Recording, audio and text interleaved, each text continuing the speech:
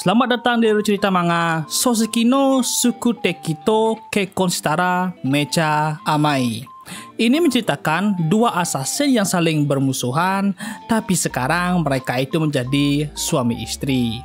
Jadi, apakah ada hal yang akan mengganggu hidup santai mereka? Jadi dulu ada dua assassin dari agensi yang berbeda saling bermusuhan. Si cowok memiliki julukan Feather Hunter dan si cewek memiliki julukan White Demon. Mereka itu sudah beberapa kali bertemu dan mereka itu saling membenci satu sama lain. Tapi saat ini mereka menjadi suami istri. Si cowok bernama Roshi dan si cewek bernama Ritsuka. Dan mereka itu jelas saling gombal-gombalan sebelum Roshi itu berangkat kerja. Jadi setelah banyak kejadian, mereka itu mulai pacaran dan menikah. Itu cerita yang cukup umum antara cowok dan cewek. Jelaslah sebelum Roshi berangkat, ya kecupan dulu sebentar. Dan itu biasanya keseharian mereka di pagi harinya. Ya mesra-mesraan lah. Tapi pas di luar, Roshi itu nggak mau kerja. Dia itu hanya mau menghabiskan waktu bersama Ritsuka.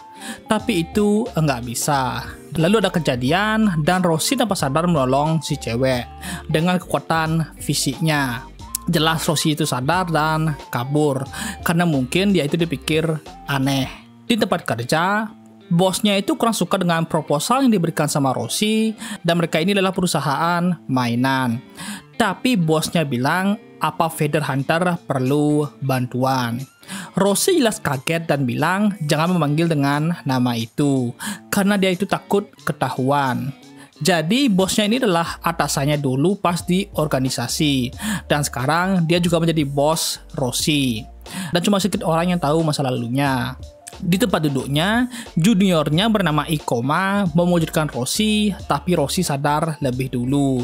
Dan mereka itu sempat bercanda-canda juga. Jadi Roshi ini baru saja menikah setahun dan sudah dekat dengan anniversary pertamanya. Dan Ikoma juga bilang dia nanti pasti juga akan menikah dan bahagia seperti Roshi. Lalu Ikoma membahas proposal tugasnya dan di rumah Roshi itu murung karena proposal Ikoma itu lebih baik dari punya dia dan itu diberitahukan ke Ritsuka. Jadi di kantor tadi proposal Ikoma itu lebih disukai sama bosnya, makanya Ritsuka itu khawatir lah kalau dia nanti dijelekkan sama Ikoma di belakang dirinya. Ritsuka jelas balas, tinggal tebas saja lah. Tentu itu cuma candaan doang, tapi Ritsuka tetap memberikan semangat ke Roshi. Dan Roshi itu mau disuapin sama Ritsuka. Jelaslah mereka itu saling goda-godaan lagi.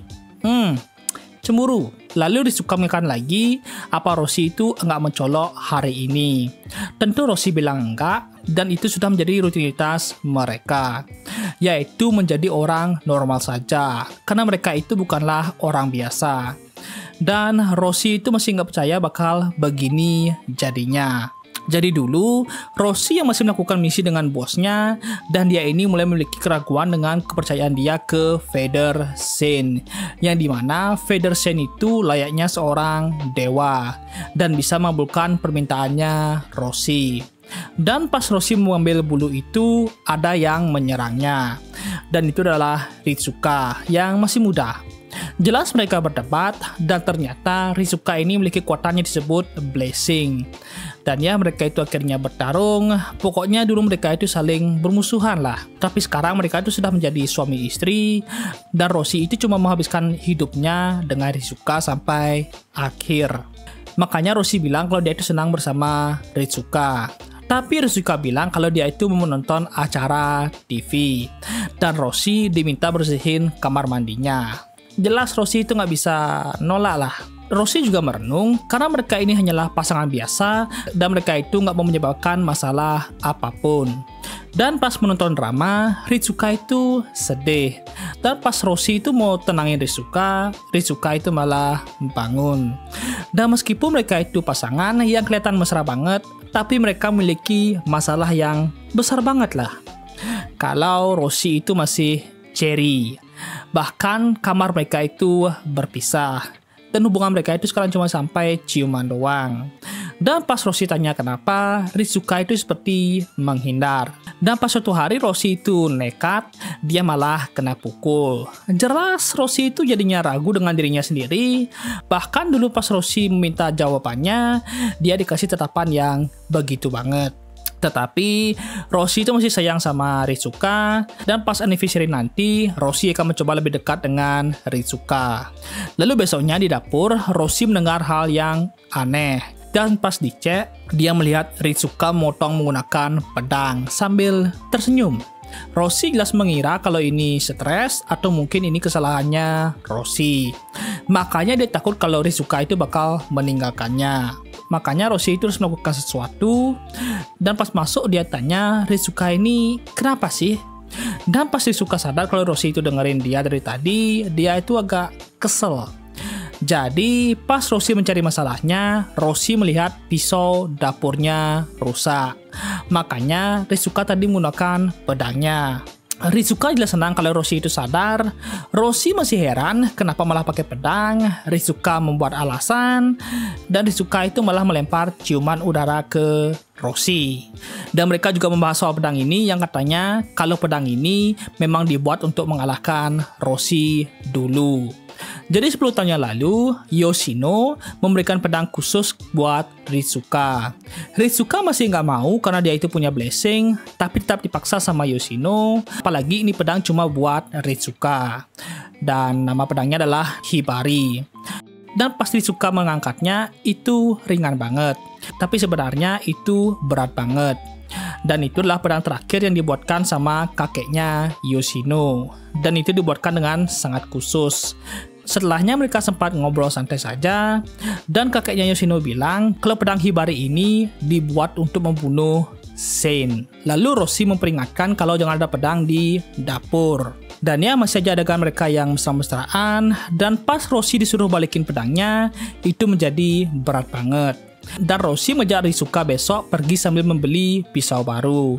Dan kelihatan banget kalau Rizuka itu menggoda Roshi. Makanya Roshi itu mencoba mendekat, tapi Rizuka malah menghindar. Tapi sebenarnya dia itu juga malu lah. Besok pas hari kencan, mereka jelas bercanda di kereta, dan mereka itu memiliki rencana untuk beli rumah dan mobil. Makanya Roshi itu akan makin berusaha lah. Di stasiun, Rizuka sudah memberikan petunjuk ke Roshi, tapi Roshi itu agak lama sadar. Tapi tetap Roshi pegangan tangan dengan Rizuka. Dan setelahnya mereka itu jalan-jalan sambil kencan. Dan pas di toko gorden, Roshi membuat alasan ke kamar mandi. Tapi sebenarnya dia itu membeli ranjang, karena ini demi pertarungan hari itu. Lalu mereka sampai ke toko pisau yang direkomendasikan sama Yoshino. Mereka melihat-lihat sebentar, lalu penjaga toko datang dan dia bilang kalau dia tahu identitas mereka sebelumnya. Roshi jelas mengira kalau kakek ini berbahaya karena tahu rahasia mereka. Tapi Rizuka menenangkan Roshi. Rizuka tanya bagaimana kakek ini bisa tahu. Jadi kakek ini bilang cucunya dulu tunjukin foto Rizuka.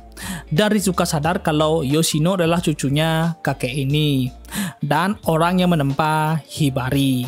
Roshi jelas minta maaf karena sifat kasarnya tadi. Kakek ini santai saja lah. Lalu dia tanya bagaimana kabar Hibari. Rizuka jelas gak bisa bilangin kejadian kemarin, makanya dia bilang kalau pedangnya itu masih aman lah. Tapi si kakek ini malah heran apa pedangnya itu masih utuh. Rizuka bilang iya.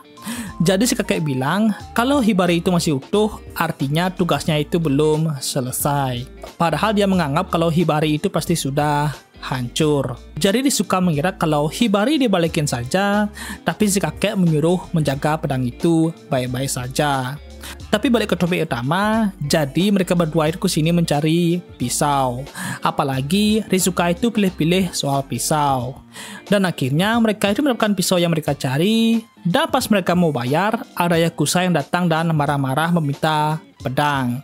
Dan si kakek jelas gak mau melawan dan dia itu keras kepala dan malah menghina orang itu. Jadinya Yakuza ini marah dan memukul si kakek. Tapi Rizuka melindungi si kakek. Si Yakuza menjelekkan Rizuka dan Roshi langsung pukul si Yakuza. Dan pas Roshi sadar, Roshi minta maaf karena sudah membuat masalah di sini. Tapi si kakek itu tetap memperingati mereka. Tapi dia masih kagum karena Roshi melindungi Ritsuka pas dia itu dihina. Dan bilang kalau Roshi itu suami yang baik lah. Dan dijelasin juga kalau ada rumor yang beredar ada orang yang menghabisi para Yakuza. Makanya para Yakuza itu tidak akan punya waktu dalam mengurus warga biasa. Tapi dia suka bilang hal yang sombong banget ke kakek itu. Di rumah, Roshi itu yang akan masak dan mereka membahas kejadian yang tadi di toko. Dan Ritsuka juga bilang kalau Roshi itu nggak boleh memasang ekspresi itu lagi. Dan ya, jelas mereka itu masih mesra-mesraan. Tapi pas Roshi balik masak dan mencoba pakai pisaunya, dia bilang kalau itu terlalu bahaya.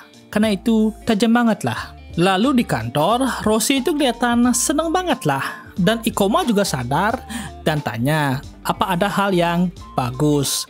Jadi Roshi bilang kalau dia itu akan mendapatkan hari libur besok. Dan akhirnya bisa kencan besok bersama Ritsuka.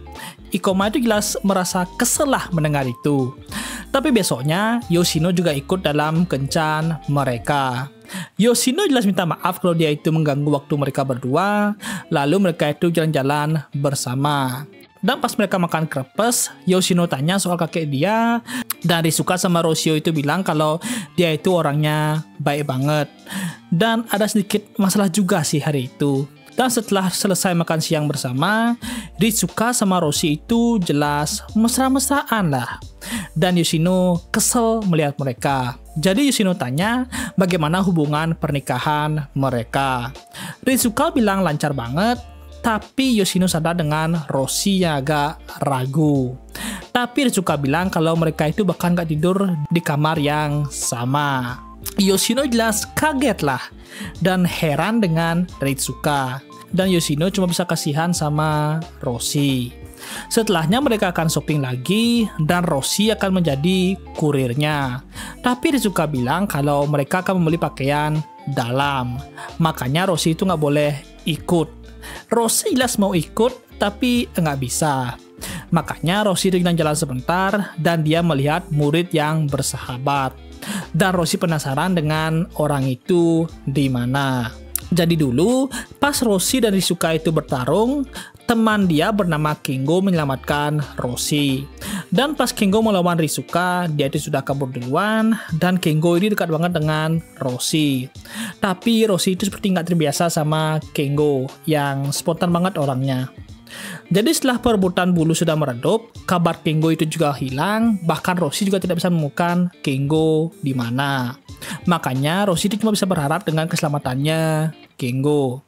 Beberapa jam kemudian, setelah para cewek selesai belanja, dan Roshi itu jelas mikirin pakaian dalam apa yang dibeli sama Ritsuka. Yoshino jelas godain Roshi yang mudah banget ketebak. Dan pas pulang, Ritsuka itu tanya apa ada orang yang dekat dengan Roshi dulu. Roshi bilang orang yang di organisasi dia anggap sebagai teman. Ritsuka bilang kalau Roshi pasti senang punya banyak teman, apalagi bisa menikah dengan dirinya. Dan Roshi itu jelas senang. Tapi Ritsuka itu malah malu sendiri. Tapi Roshi tetap senang. Karena selama ini mereka itu selalu bermusuhan, tapi sekarang dia bisa ada di sebelah Ritsuka. Makanya dia itu berusaha menjadi orang biasa saja. Sehingga kesehariannya itu tidak hancur. Tapi dari kejauhan, Kengo akhirnya bisa menemukan Roshi lagi. Dan yap, makanya itu mentok sampai di sini. Ya ceritanya itu menarik sih. Soal mantan assassin yang saling bermusuhan menjadi suami istri yang bahagia. Tapi masih ada masalah dengan kehidupan mereka di kasurnya. Dan sepertinya Ritsuka itu masih memiliki rahasia yang masih disembunyikan ke Roshi. Tapi rahasia itu masih belum terbongkar. Apalagi ini manga update-nya itu bulanan kayaknya. Karena ini update-nya itu lama banget lah. Jadi bakal lama update manganya. Jadi tunggu aja lah. Dan ya itu aja, jangan lupa like, share, subscribe. And see you next time. Bye-bye. Bakakers.